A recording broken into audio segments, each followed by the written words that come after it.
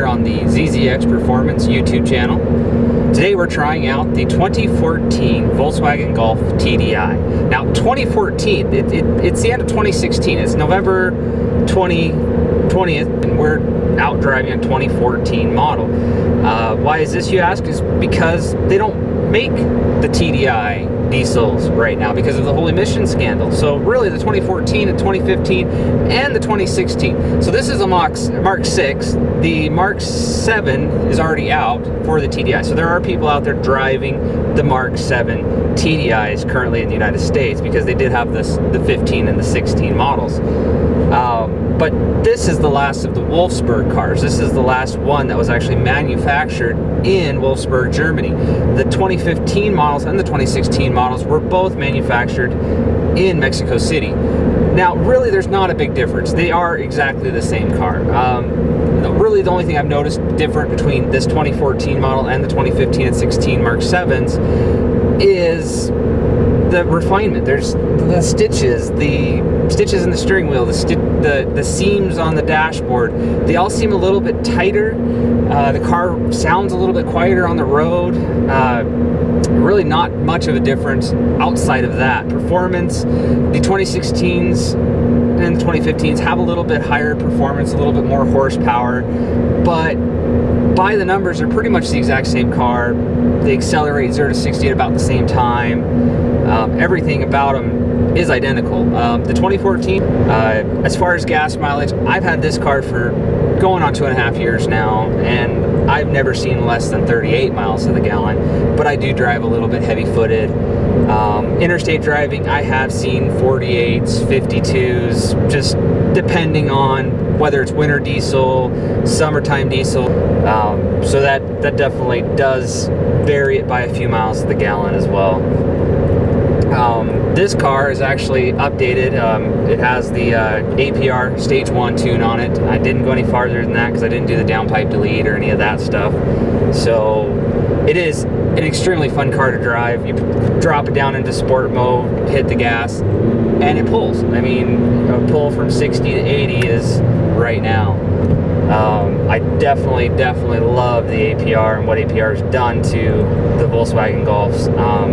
By the numbers on my accelerometer, I increased my 0 to 60 times by over a second, which is definitely worth the $700 you pay, or well, $599 you pay for the tune. Unfortunately, they're not going to be having these anymore. So really, the whole reason I'm making this video today is because I'm not going to have this car soon. I am one of the people who have chosen to allow Volkswagen to buy back this car. So this is kind of my homage to this car. I really enjoyed this car. I really love this car, and I'm going to miss it. I really am. I mean, it's a blast to drive. It definitely has sold me on Volkswagen. This is actually my first Volkswagen car that I have ever owned, except for my Hot Wheels car. I have a Hot Wheels GTI since I was a little kid, and it was a really cool car.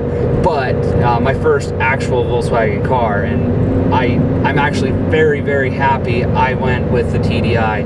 I was actually, back when I purchased this car, I was going back and forth between getting a GTI for the performance or the TDI for the gas mileage. But then once I started doing research about the APR, going up to the Stage 2 APR, you have pretty much a very similar car to the GTI. I mean, you are losing some of the performance factors that are in a GTI, but you can get up there pretty quick and have fun with it. And I definitely, even with just the Stage 1 tune, I have had a lot of fun with this car.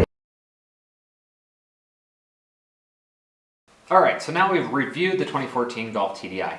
Now, in the video that we just shot, we discussed that I'm looking at possibly doing the buyback, and I'm pretty sure I'm set on that. I've already gone through their website. You go out on their website, sign up, put in your VIN number, put in all your registration information. They get back to you and let you know, this is the amount we're going to give you for restitution if you do just the restitution payment and the fix. And this is how much we'll give you if you do the buyback. Now, looking over it, discussing it with my wife and everything, over time, we've decided, hey, you know, the buyback's probably the better option for us. So I've gone through that process. I've been stepping forward for the buyback. Now this has been kind of a long process. It's been going on for about 2 months now since they've actually activated their claims portal. I put in my information, got a feedback on what I was going to do. Then about 2 weeks later, I get an email saying, "Yeah, we need this." So I give them that. Another 2 weeks goes by. "Oh, we're going to need this too. Like we're going to need your proof of registration. We're going to need your driver's license." And then I sent that in, and then finally they reviewed it after 2 weeks. Got back to me saying, "Oh, we got everything we need to verify your eligibility for this, whatever that means." I'm pretty sure my car is a 2014 TDI diesel that's part of this thing, but they still got to make the determination in the end. And then they said they'd get back to me in 10 business days from that time. Now 10 business days would have been Friday, 2 days ago. Today's Sunday, the 20th. So they should have gotten back to me on the 18th, and they still have yet to do that. I'm still waiting to hear here in the next couple days, hopefully, with this final packet they're supposed to provide to me. The final packet is a final offer, if you will, that I can sign, and then I have to take it in and have it, or well, I have to sign in front of a notary republic, have them verify my signature, then I have to scan it in, send it back to them, and then supposedly within 2 days I will get access to their online scheduling system within the claims portal, which will allow me to choose a date to go to the dealership and actually trade in my car, give them my car back, so they can buy it back from me at that point. What I'd like to do is I'd like to do a video on that, so once I actually get to that point, I'll update you in the comments when that might actually come out. We'll get a video together of how the process went once this thing's gone.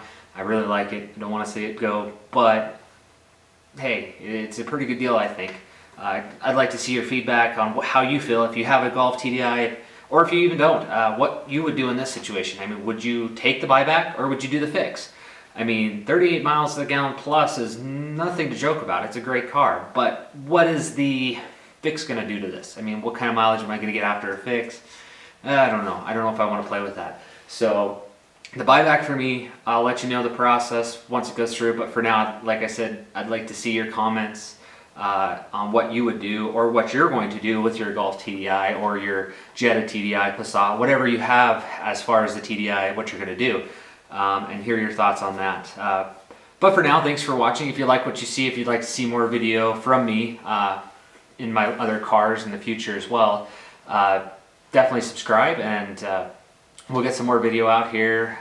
Hopefully I get things more organized and put on a little bit better performance for you as well.